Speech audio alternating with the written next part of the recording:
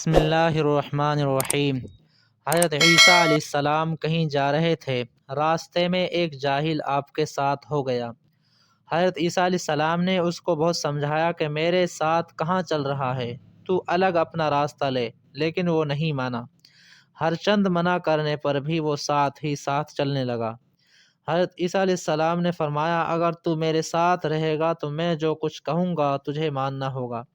اس جاہل نے کہا، بے شک حضور، آج جو آپ حکم دیں گے میں دل سے اور جان سے اس پر عمل کروں گا۔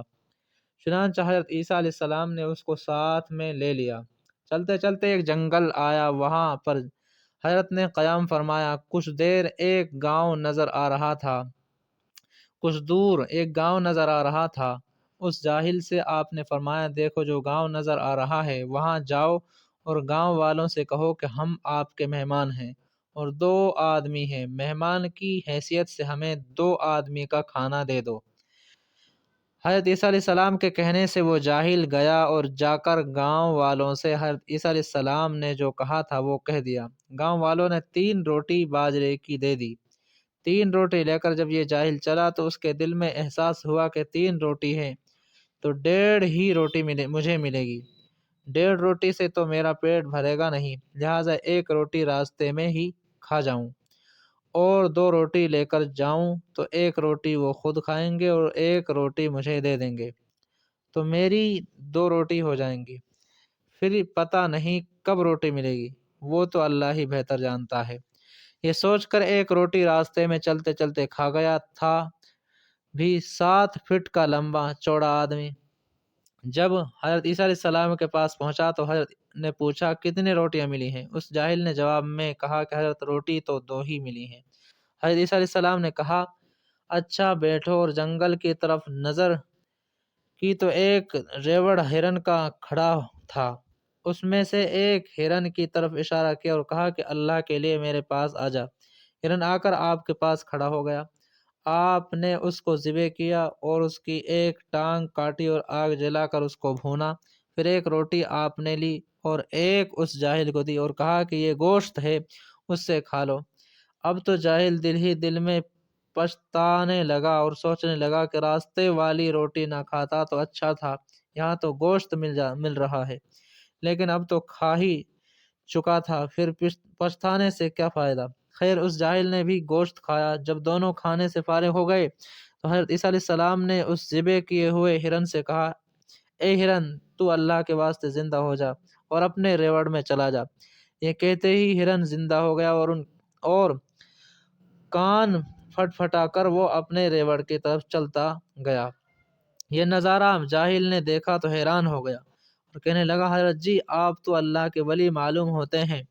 حضرت نے فرمایا، تجھے کیسے معلوم ہوا کہ میں اللہ کا ولی ہوں؟ جاہل نے کہا، ایک جنگلی جانور آپ کے بلانے سے آپ کے پاس چلا آیا، آپ نے اس کو ذبح کیا اور اس کی ران کا کاٹ کر آگ میں بھونی، پھر ہم نے پیٹ بھر کر کھایا۔ اس کے بعد آپ کے کہنے سے وہ ہرن پھر سے زندہ ہو گیا اور اپنے ریوڑ میں چلا گیا۔ اب کیا شک رہ جاتا ہے کہ آپ اللہ کے ولی نہیں ہیں؟ آپ بالکل اللہ کے ولی ہیں۔ اب تو میں آپ کا ساتھ مرتے دم تک نہیں چھوڑوں گا۔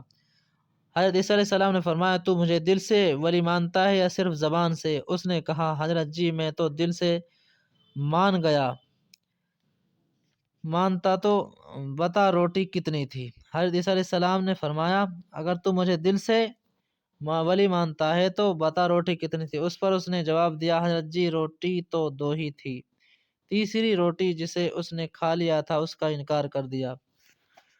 حضرت وہاں سے پھر چلے۔ چلتے چلتے راستے میں ایک ندی آ گئی جس میں پانی بھرا ہوا تھا اور ان کی دونوں کوندی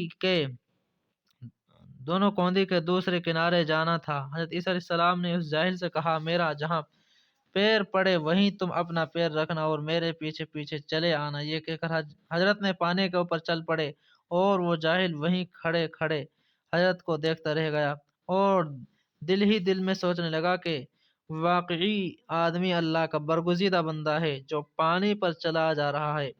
عیسیٰ علیہ السلام نے کچھ قدم چلنے کے بعد جب پیچھے مڑ کر دیکھا تو وہ جاہل وہیں ندی کے کنارے کھڑا تھا۔